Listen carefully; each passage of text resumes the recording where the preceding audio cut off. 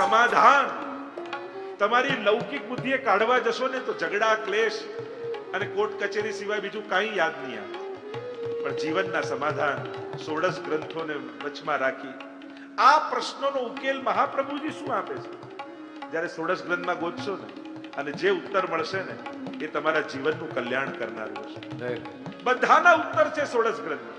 વિવેક, ધૈર્યાશ્રય આદિ એવા ગ્રંથો છે ને જીવનના દરેક પ્રશ્નોના ઉકેલ એમાં સમાયેલા છે. દરેક મૂંઝવણોના સમાધાન એમાં છે. એટલે નક્કી કરો, મારા જીવનના પ્રશ્નોના ઉકેલ મારે કોઈ લૌકિક વ્યક્તિને નથી પૂછવા, મારા ગુરુ પાસે સમાધાન લેવું છે, મારા વલ્લભ પાસે સમાધાન લેવું છે. મારે હવે મારું જીવન એની આજ્ઞામાં જીવવું છે. જો કોઈની આજ્ઞામાં રહેવું એ બંધન નથી, ભક્ત માટેની સર્વોચ્ચ અવસ્થા છે. તમે કોનું માનો? ક્યાંક તો કોઈકને તો પૂછતા જ છો. ભલે છેલ્લે પોતાના મનનું માને ને માણસ. હું કોઈને ના પૂછું, મારા મનમાં આવે એટલે છેલ્લે તમે એમ કહો હું મારા મનનું માનું. તમને તમારા મન ઉપર ભરોસો ખરો કે હંમેશા એ સાચો જ હશે? નહીં તો રોજ એનું કહ્યું તો કરો છો. જો માણસ છે ને 3 વસ્તુના પાયા ઉપર એના જીવનની ઇમારત એમ બરોબર. આ 3 છે ને. એક, ઘણો ઠાકોરજીએ પૈસો આપ્યો છે ને ચિંતા નથી. ઘણા સ્વજનો છે, સંબંધીઓ, ગ્રુપ છે, ચિંતા નથી. અરે શરીર એવું મજબૂત છે ને, મારું સ્વાસ્થ્ય તો એટલું સારું છે, મને કઈ ના થાય, મારે કોઈની ગરજ નથી. આ 3 ઉપર માણસ ટકેલું હોય એનું જીવન. એનું સંપત્તિ, એના સ્વજનો અને એનું સ્વાસ્થ્ય, કે જેના ઉપર એને આમ ફુલાવીને ફરતો. પણ આ 3 ઉપર તમને ભરોસો કરો? તમને ભરોસો કરો આજે જેવું શરીર છે એવું કાલે પણ રહેશે? હા કે ના? જો તમે એકનો તો ઉડાડી દીધો, એકની ના પાડી. સ્વજનો, આપણને એમ થાય કે આપણું બહુ મોટું સર્કલ ને આપણા સ્વજનો. તમને ભરોસો કરો આજે જેવા બધા જોડે સંબંધો છે એવા કાયમ રહેશે? અરે કોરોનામાં તો આપણે જ મેસેજ કરવા પડે, ભાઈ આવતો નહીં, પોઝિટિવ છું. એમાં તો આપણે જ કરવા પડે, આપણે જ સ્વજનોને દૂર રાખ. સંબંધો આજે છે ને કાલે કઈ એક નાનકડી ઘટનામાં તૂટી જાય કોને ખબર? અરે લગ્નમાં એને આગળ ખુરશી આપી, મન તો છેક પાછળ બેસાડ્યો, હવે જવું જ નહીં. આમાં તમારો કાંઈ વાંક ના હોય, થઈ જાય. આ તો સમસ્યા. વ્યવહાર તો વ્યવહાર જ છે, વ્યવહારની જેમ જ ચાલે છે. તો સંબંધો આવા જ છે. અને સંપત્તિ આપણને એમ લાગે આજે છે એવું કાલે રહેશે, કોણ જાણે? આજે તમને આટલું વ્યાજ બેંકમાં મળતું અને કાલ સાવ ઘટી જાય, થાય? તમારા હાથમાં ખરું? કમાવું તમારા. અને મૂળ વાત શું છે? આપણે બુદ્ધિ અને મહેનતથી ઘર બાંધી શકીએ, ઘર લાવી શકીએ, ઘરનું સુખ મેળવી શકીએ, પણ ઘરમાં સુખ એ તો ઈશ્વરની કૃપાથી જાય. આપણે મહેનતથી ધન લાવી શકીએ, ધનનું સુખ, પણ ધનથી સુખ એ તો ઈશ્વરની કૃપા હોય તો જ મળી શકે. આપણે સ્વજનો ભેગા કરી શકીએ, પણ સ્વજનોથી સુખ એ તો ઈશ્વરની કૃપા હોય તો જ મળી શકે છે. અને એટલા માટે બુદ્ધિ અને પુરુષાર્થની ક્યાંક સીમા છે. એ વસ્તુ અને વ્યક્તિ ભેગો કરી શકે. તમે મોટી અગાસી લઈ શકો, દોરી લાવી શકો, પતંગ લાવી શકો, પણ પવન વગર કોઈનો પતંગ ચડતો નથી. અને પવન તો ઈશ્વર જ ચલાવી શકે એમ છે. જ્યારે આ ગણિત જીવનના સમજમાં આવી જશે ને ત્યારે જીવનની દશા અને દિશા બંને બદલાઈ જશે. આ આચાર્યોની વાણીઓ એ જ તો આપણા જીવનની આંખો છે ને. પાંખ તો ભગવાને આપી છે કે બળ આપ્યું, પુરુષાર્થ આપી, બુદ્ધિ આપી, શરીર આ બધું આપ્યું, પણ આંખ વગરની પાંખો કઈ દિશામાં ઉડાડીને લઈ જાય આપણને કોઈને ખબર નથી. અને એટલા માટે પ્રયાસ કરજો, આશ્રય કરજો. લૌકિક લોકોની બુદ્ધિ ઉપર ભરોસો નહીં, આપણા ગુરુની બુદ્ધિ, આપણા ગુરુની વાણી, આપણા ગુરુના વચનો ઉપર વિશ્વાસ રાખો. મારા મહાપ્રભુજી મને જે માર્ગ બતાડે છે એમાં જ મારું કેવલ કલ્યાણ છુપાયેલું છે. બીજે બધે જ ક્યાંક સલાહ છે, સૂચન છે, સંકેત છે, ઉપદેશ છે, આદેશ છે, બધું બરાબર, પણ માણસના બુદ્ધિની સીમા છે. જો દરેકની બુદ્ધિ કામ કરતી હોત તો દુનિયામાં ઘણા બુદ્ધિમાનોને મેં દુખી જોયા છે, તો ભાઈ દુખી હોત જ નહીં. સીમા છે દરેકની, અને લિમિટેશન છે જ માણસની, અને એ રીતે જ માણસને જોવો જોઈએ. દરેકની એક સીમા છે. પણ હા, મહાપુરુષોની વાણી, એના વિચાર અસીમિત છે, ત્રિકાલાબાધિત છે. દરેક કાળમાં એમના વચનો સત્ય છે. 500 વર્ષ પહેલા પણ મહાપ્રભુજીના આ વચનો એટલા જ ઉપયોગી હતા અને આજે પણ આ વચનો એટલા જ ઉપયોગી છે. અને હું તેમ માનું છું, જેટલી ગીતાજીને અર્જુનને જરૂર નહોતી એના કરતા વધારે આપણને બધાને વધારે જરૂર છે. જેટલી ભાગવતજીને પરીક્ષિતને કદાચ જરૂર નહોતી એના કરતા વધારે આપણને લોકોને વધારે જરૂર છે. એમ જ આ 16 ગ્રંથોની જેટલી 84 વૈષ્ણવને જરૂર નહોતી એના કરતા વધારે ક્યાંક આપણને વધારે જરૂર છે. નહીં તો ઘણી વાર લોકો એમ કે આજે જો મહાપ્રભુજી પ્રગટ થઈ તો આજે પણ આ જ કહે, તમારી સામે આવીને મહાપ્રભુજી આ જ વાત કરે જે કરી ગયા છે, જે કરી રહ્યા છે. એટલે 16 ગ્રંથો એમની માનવું કે આજે મહાપ્રભુજી આવીને તમને કંઈક જુદું કહી જાય, તમને મળત તો એમ જ કહે સેવા કાર્ય સદા કાર્ય સેવાયામ વા કથાયામ વા યસ્યા શક્તિ દૃઢા ભવે ચેતત સત્પ્રવણમ સેવા. એ મહાપ્રભુજીના વચનો એ તો શાશ્વત છે. આ 16 ગ્રંથો ભક્તિના માર્ગમાં ચાલવા માટે મહાપ્રભુજી આપેલી આંખો છે. એટલે જ આધ્યાત્મિક માર્ગમાં લૌકિક દ્રષ્ટિએ ચલાતું નથી. એટલે જ મહાપુરુષોનો આશ્રય કરવો પડે છે. ગુરુનો આશ્રય કેમ કરવો પડે? અજ્ઞાન તિમિરાંધસ્ય જ્ઞાનાંજન શલાકયા. આપણે ભક્તિના માર્ગમાં ચાલવા માટે આંધળા છે. અને અંધ વ્યક્તિ કેટલું ચાલી શકે? એને કોઈનો હાથ પકડવો પડે, ક્યાંક કોઈના હાથથી માર્ગદર્શન લેવું પડે, અને કાં એને આંખો જોઈએ. ગુરુ કૃપા શું કરે છે? ગુરુ કેવલ હાથ પકડીને ચલાવીને પાર નથી કરાવતો, ગુરુ પોતાની આંખો આપીને પાર કરાવે છે.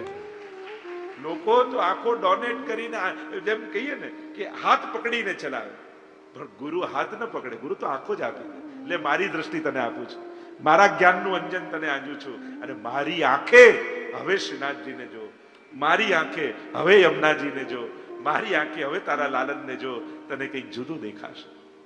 આ યમનાષ્ટક પહેલો ગ્રંથ એ યમુનાજીને જોવા માટે મહાપ્રભુજી આપેલી આંખો છે. બાકી આપણે બધાએ તો યમુનાજી ઘણી વાર જઈને એ જલ પ્રવાહ, આજે યમુનાજીમાં તો જલ જ નહોતું, યમુનાજી તો સુકાઈ ગયા, યમુનાજીમાં તો પૂર હતું. આપણે તો ખાલી 2 કાંઠે વહેતી નદી જોઈ છે, યમુનાજીને ક્યાં જોયા છે? અને આ દર્શન, આ દ્રષ્ટિ મારા મહાપ્રભુજી તમને બધાને આપવા માંગે છે. 9 શ્લોકમાં અને 8 શ્લોકમાં સ્તુતિ અને 9મા શ્લોકમાં ફલ. જે મહાપ્રભુજી યમુનાષ્ટક દ્વારા દ્રષ્ટિકોણ કર્યું ને, શ્રી યમુનાષ્ટક, એટલે 5 અક્ષર થાય યમુનાષ્ટક. માનો પંચામૃત છે. જેમ સ્વરૂપને પંચામૃત કરીને એમાં ભગવત સ્વરૂપનો આવિર્ભાવ થાય ને, વૈષ્ણવ જ્યારે યમુનાષ્ટકનું પંચામૃતથી સ્નાન કરે ને યમુનાષ્ટક રૂપી, ત્યારે એની ભીતર વૈષ્ણવતાનું પ્રાગટ્ય થતું હોય છે. આવ યમુનાષ્ટક કા રસ દર્શન કરેं આપ लोगों के पास ગ્રંથ છે ને.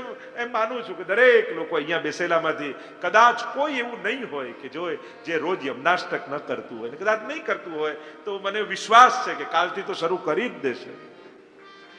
પ્રારંભ જો સારો સંકેત યા સારી વાત ઘણીવાર ભગવાન પોતે નથી કહેતા, કોઈના મુખે બેસીને કેવડાવતા હોય છે. અધિક માસ ચાલે છે, એવું ન માની શકો કે યમુનાજી પોતે તમને કેવડાવી રહ્યા છે, અમને માધ્યમ બનાવીને તમને કહી રહ્યા છે કે કાલથી કરજે ને બેટા, તું યમુનાષ્ટક કરીશ રોજ તારા ઘરે હું આવીશ. ક્યાંક યમુનાજી સંકેત કરતા એવું ન લાગે? વ્યક્તિઓને જુઓ છો ને એને કારણે મોટી મોટી વાતો પણ તમે નાની માની લો છો. કારણ કે આ બોલ્યા, દ્વારકેશલાલજી બોલ્યા તો વાત નાની થઈ જશે, પણ યમુનાજીએ એમની જીભમાં બેસીને મને વાત કહી, આવું વિચારશો ને તો એ જ વાત મોટી લાગશે. બસ એ જ વાતને ગ્રહણ કઈ રીતે કરો છો તમે? માધ્યમોની અલ્પતાને જોઈને એ વસ્તુની અલ્પતા માની લો છો. આ કહેનારાના માધ્યમો નાના હોઈ શકે છે, વ્યક્તિઓ નાના હોઈ શકે છે, વસ્તુ નાની હોઈ શકે છે, માઇકના કોઈ લિમિટેશન હોઈ શકે છે, પુસ્તકો કદાચ ફાટી શકે છે, પણ જે તત્વ છે ને એ મહાનતમ છે. એ તત્વનો વિચાર કરશો તો આ માધ્યમો ગૌણ બની જશે અને વાત તમારા સુધી પહોંચી જશે. જે મહાપ્રભુજી પહોંચાડવા માંગે છે, મારે તો એ તમને પહોંચાડવું છે. તો શ્રી યમુનાજીને જોવા માટેની દ્રષ્ટિ, આइए यमुनाष्टक में प्रवेश करते हैं. यमुनाष्टक तो 9 श्लोकનો રચનાનો થોડો વિચાર કરીએ તો શ્રી મહાપ્રભુજી ઠકરાણી ત્રીજનો દિવસ છે અને વ્રજના જુદા જુદા સ્થાનોને પ્રગટ કરવા માટે વ્રજમાં પધાર્યા છે. લીલા હોતી જૂની નાતર લીલા હોતી જૂની, જો પે શ્રી વલ્લભ પ્રગટ ન હોતે વસુધા રહેતી સુધી. મહાપ્રભુજીએ વ્રજ પ્રગટાવ્યું, વ્રજની રીત પ્રગટાવી અને વ્રજની પ્રીત પ્રગટાવી. આ ત્રણ વસ્તુનું પ્રાગટ્ય. પુષ્ટિ મહારસ દેન પ્રગટે, પ્રગટ્યા છે શેના માટે? આ બધું પ્રગટાવવા માટે. તો વ્રજના જુદા જુદા સ્થાનો મહાપ્રભુજી પ્રગટાવે કે આ કુંડ છે. આજે આપણે જે યાત્રા કરવા જઈએ છીએ એ તો હજારો વર્ષ થઈ ગયા, તબ તો ભૂલાઈ ગયું હતું. પણ મહાપ્રભુજીએ વ્રજયાત્રા કરી એક એક સ્થાનોને અંકિત કર્યા કે આ સ્થાન છે જ્યાં લીલા થઈ હતી, આ કુંડ છે જ્યાં લીલા થઈ હતી, અને એમ એક એક સ્થળોને પ્રગટાવ્યા. તો ગોકુલ પધાર્યા છે મહાપ્રભુજી. ઠકરાણી ત્રીજનો દિવસ છે. જો આ ત્રણ તિથિઓ શ્રી મહાપ્રભુ શ્રી યમુનાજી સંબંધીઓ વર્ષમાં આવે છે. ત્રણ તિથિઓ યમુનાજી સંબંધી. એક ઠકરાણી ત્રીજ, જે દિવસે યમુનાષ્ટકનું પ્રાગટ્ય થયું. બીજું ચૈત્ર સુદ છઠ, જેને યમુનાજીનો પ્રાગટ્ય દિવસ કહીએ છીએ. અને ત્રીજું ભાઈ બીજ, જે દિવસે યમરાજાએ વચન આપ્યું કે હે યમુનાજી, તમારામાં જે કોઈ સ્નાન કરશે એને ક્યારેય યમયાતના નહીં થાય. ન જાતું યમયાતના ભવતી તે ભયમ. આ ત્રણ તિથિઓ યમુનાજી સંબંધી છે. એટલે આ ત્રણ દિવસે તો યમુનાજીનું વિશેષ આરાધન આ ત્રણ તિથિએ જરૂર કરવું. ઠકરાણી ત્રીજનો દિવસ શ્રી મહાપ્રભુજી શ્રીમદ ગોકુલ પધાર્યા છે. અને શ્રીમદ ગોકુલમાં કલકલ કલકલ કલકલ વહેતા યમુનાજીનો સુંદર શોર સંભળાઈ રહ્યો છે. સવારનો સમય. તટ ઉપર શુક મયુર અને હંસ કલરવ કરી રહ્યા છે. સુંદર જાને કોઈ સખીઓ મંગલ ગીત ગાતી હોય એ રીતે કલરવ થઈ રહ્યો છે. યમુનાજીની લહેરોમાં પડતા સૂર્યના સ્વર્ણમય કિરણો અને એ લહેરોમાં રહેલી રજકણો મોતીઓની જેમ ચળકી રહી છે. જાણે યમુનાજી હાથમાં મોતીઓના કંકણ ન પહેર્યા હોય. તટ જાણે સુંદર યમુનાજીનો કટી પ્રદેશ લાગે છે. કલિંદના પર્વતના મસ્તક પરથી તીવ્રતાથી પધારતા યમુનાજી વ્રજમાં આવીને માનો શાંત થઈ ગયા. અને એક શિલા પરથી બીજી શિલા પર પડતા માનો એમ લાગે કોઈ ઝૂલા ઉપર 16 વર્ષની કન્યા ઝૂલતી ન હોય. અને પ્રભાતના સમયે આવો સુંદર શોભા. તિહારો દરસ મોહી ભાવે શ્રી યમુનાજી. દમલાજી સાથે શ્રી મહાપ્રભુજી યમુનાજીના તટ ઉપર પધારે. સુંદર વનરાઈ છે ચારે તરફ, બંને તટો તરફ સુંદર વનો છે લીલાછમ, અને એની ઉપર સુંદર પુષ્પો ઉગ્યા. ખરી ખરીને યમુનાજીમાં પડે એમ લાગે માનો પૂજન કરી રહ્યા હોય યમુનાજી. ચિત્તમાં અતિ આનંદ મહાપ્રભુજીને થયો. અરે દમલા, યા મેં ગોવિંદ ઘાટ કોણ છો और ઠકરાણી ઘાટ કોણ છો? બંને કેવા એક સરખા ઘાટ લાગે છે. આમાં ગોવિંદ ઘાટ કયો ને ઠકરાણી ઘાટ કયો? સહજમાં કુતૂહલતા શ્રી મહાપ્રભુજીના વચનમાં આવી. અને એટલામાં દૂરથી ક્યાંક ઘંટારવ થતો હોય એવા ધ્વનિ સંભળાવા લાગ્યા. તન તન તન. યમુનાજીના લહેરોમાં ભ્રમરો પડવા લાગ્યા. અનેક ગુલાબી કમળો આખા યમુનાજીમાં ખીલી ગયા. અને પડેલા મધ્ય ભાગમાં રહેલા ભ્રમરમાંથી સાક્ષાત 16 વર્ષ યુવતી સ્વરૂપ શ્રી યમુનાજી પ્રગટ થયા. બોલો શ્યામ સુંદર શ્રી યમુને મહારાણી કી જય.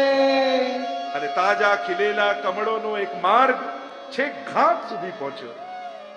અને કમળની છડી લઈ એ કમળો ઉપર કોમલ ચરણારવિંદને પધરાવતા શ્રી યમુનાજી છેક તટ સુધી પહોંચ્યા. શ્રી વલ્લભનો આનંદ માતો નથી, હરખ સમાતો નથી. નેત્રો માનો યમુનાજીના રસથી ઉભરાઈ રહ્યા છે. સાક્ષાત યમુનાજીના એ સખી સ્વરૂપના દર્શન આજે છે. અવાક બની મહાપ્રભુજી શ્રી યમુનાજીના એ સ્વરૂપામૃતનું પાન કરી રહ્યા છે. નિકટમાં દમલાજીના નેત્રોમાંથી દડ દડ દડ અશ્રુપાત થઈ રહ્યા. નિકટ આવેલા યમુનાજીએ છડી કરીને બતાવ્યું, આ ગોવિંદ ઘાટ છે, આ ઠકરાણી ઘાટ છે. અને જ્યાં યમુનાજીના સ્વરૂપની ઝાંકી કરીને સાષ્ટાંગ દંડવત શ્રી મહાપ્રભુજીએ કર્યા. અને જ્યાં ઠાડા થઈને ઝાંકી કરે ત્યાં તો યમુનાજીનું એ અલૌકિક સ્વરૂપ શ્રી મહાપ્રભુજીના હૃદયમાં આવીને બિરાજી, રસ સ્વરૂપે.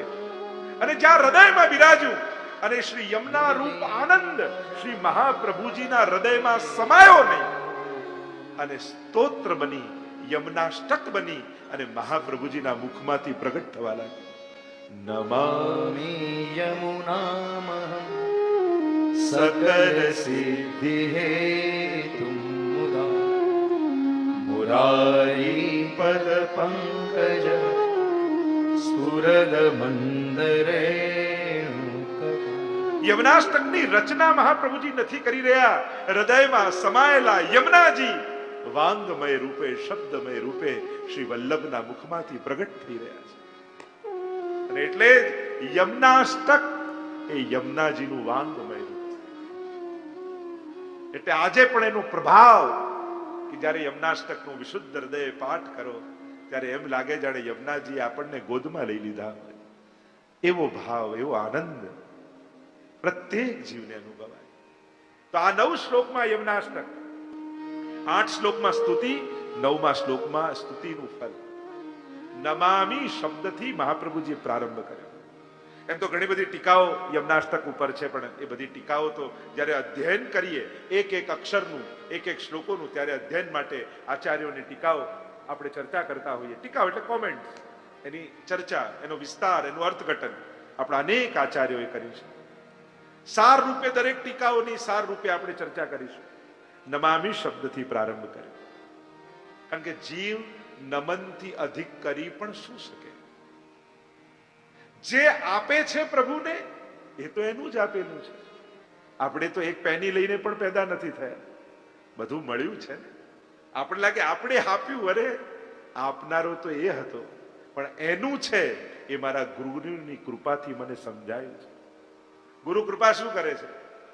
મારું મેળવેલું, મેં કમાયેલું, આ જે લૌકિક બુદ્ધિ છે ને એ સમજાવી દે, આ તો પ્રભુએ આપેલું છે. અને પ્રભુએ આપેલું છે અને આપણા થકી પ્રભુ સુધી પહોંચ્યું, એમાં જ એની સાર્થકતા છે.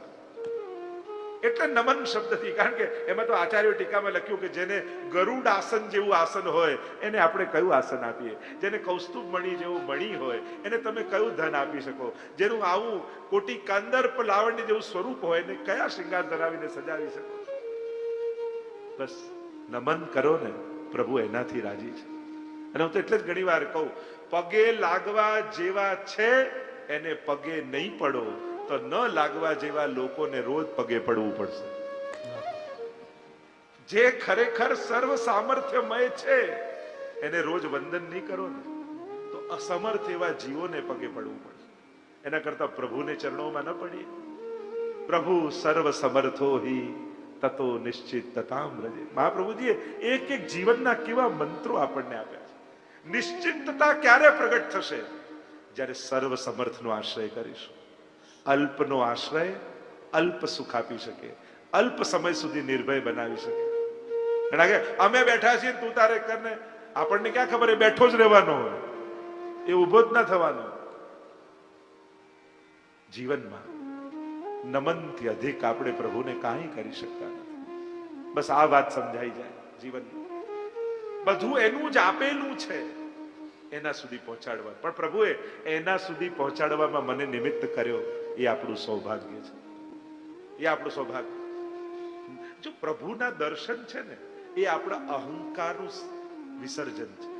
તમે ઠાકોરજીના દર્શન કરવા જાઓ ને, એ દર્શન કરતા કરતા આપણો અહંકારનું વિસર્જન થઈ જાય. એટલે જયારે ઠાકોરજીના દર્શન કરો તો કોઈને રૂપનું મદ હોય, મારા જેવું સુંદર કોઈ પ્રભુને જુએ, ઓ રૂપ તો આની કહેવાય, મારું તો આજે છે ને કાલે કરચલી પડીને સુકાઈ જવાનું.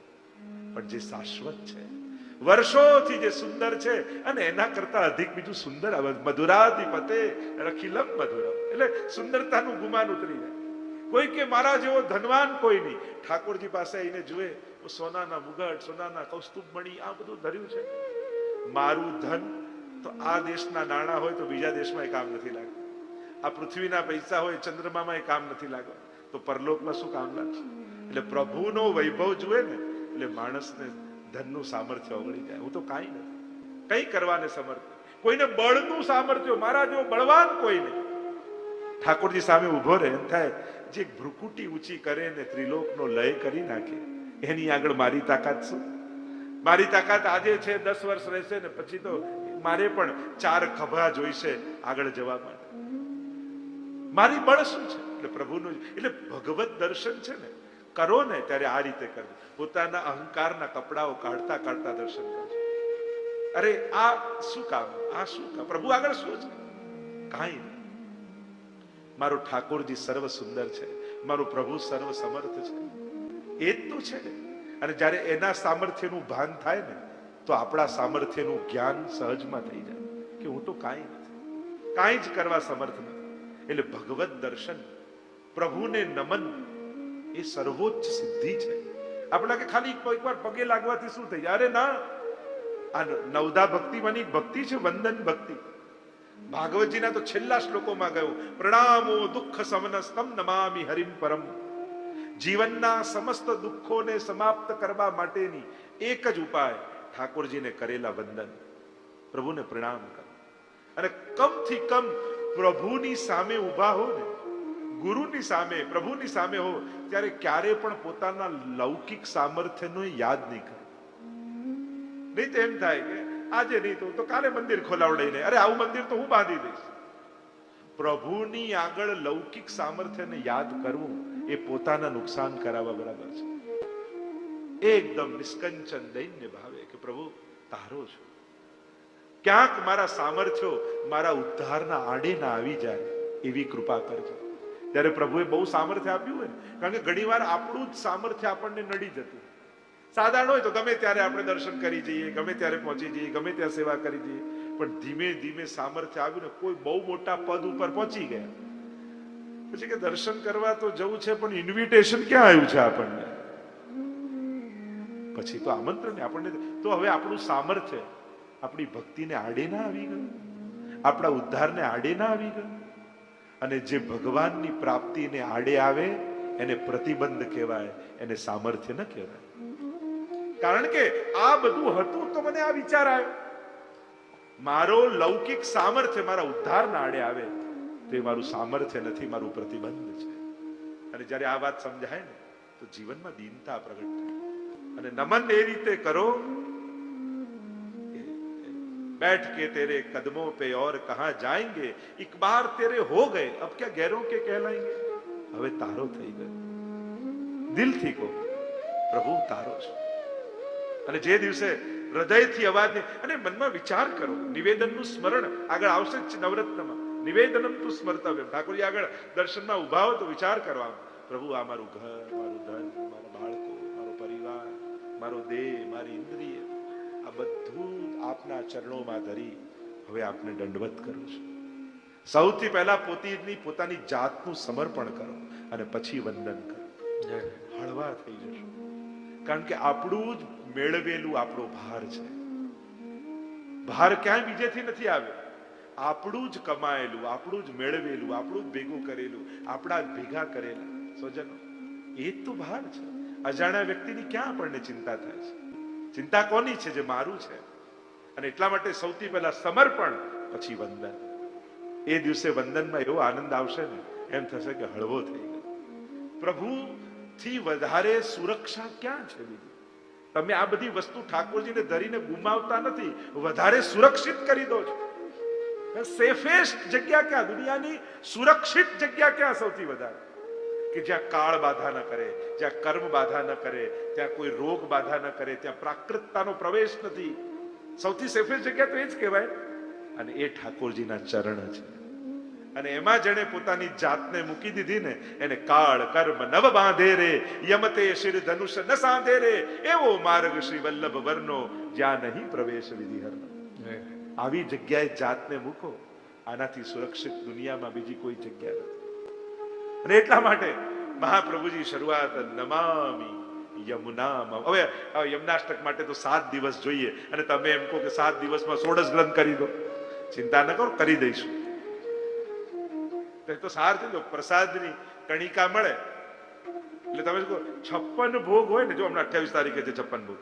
પહેલી વાર આટલા વર્ષોમાં લંડનની ભૂમિમાં 56 ભોગનો મહામહોત્સવ થવા જાય. અને એની એક કણિકા મળે આપણને 56 ભોગની. તેમ થાય ને 56 ભોગ એટલે કે 56 ભોગના બધાનું થોડી લઈને આવ્યા છે, પણ કોઈ પણ એક પ્રસાદની કણિકા મળી તો આપણે તૃપ્ત છે. એમ જ આ 16 ગ્રંથ, એને 16 ગ્રંથ સાર કથા કહીશું આપણે, કારણ કે એક એક ગ્રંથો એવા દિવ્ય છે. મારે 16 ગ્રંથો લેવા છે બધાનો સાર રૂપે, કારણ કે ઘણી વાર ઘણું કઠિન પણ લેજો. આ કથા એવી નથી કે જેમાં પ્રસંગો આવે ને ભગવાને આવી કૃપા આના પર કરી ને આવું. આ સૈદ્ધાંતિક કથા છે કે જેમાં સિદ્ધાંતો છે. પણ હું કોશિશ કરીશ કે તમારો રસ જળવાયેલો રહે, ક્યાંય તમને કંટાળો નહીં આવે, એ જવાબદારી મારી. પણ આ દવા તો તમને પીવડાવી જ છે. એટલે 16 ગ્રંથ દવા થોડી કહી શકાય, આ તો પ્રસાદ તમને ખવડાવો છે એમ કહી શકાય. આ દવા નથી, આ તો પ્રસાદ છે. લૌકિકમાં જે કામ દવા ન કરી શકે, અલૌકિકમાં એ કામ પ્રસાદની કણિકા કરી દેતી હોય છે. અને આપણે જોઈએ છે, પેલો તો લૌકિક રોગ મટાડે, આ તો ભવરોગ મટાડી દે છે આપણો. એવી દવા છે. ભવૌ સદા છોત્ર મનો વિરામાત ક ઉત્તમ શ્લોક ગુણાનુવાદાત પુમાન વિરજ્યેત વિના પશુજ્ઞાત. આજે પણ નાથદ્વારામાં ચાલે ભીલ આ બધા અન્નકૂટને લૂંટે ને, એ લોકો સૂકવીને રાખે ભાગ. એમના ઘરમાં કોઈ બીમાર પડે ને દવા ન ખવડાવે, શ્રીનાથજીનો પ્રસાદ ખવડાવે. અને આજે પણ એમનો અનુભવ છે કે જે કામ દવા નથી કરતી એ શ્રીનાથજીની સખડી કરી દે છે. કેવા કેવા રોગો એમના મટી જાય છે. આ શુદ્ધાની તાકાત છે. અને કેમ ન થાય? જે જગતનો નાથ છે એને આરોગ્ય હોય એની કણિકા મળે.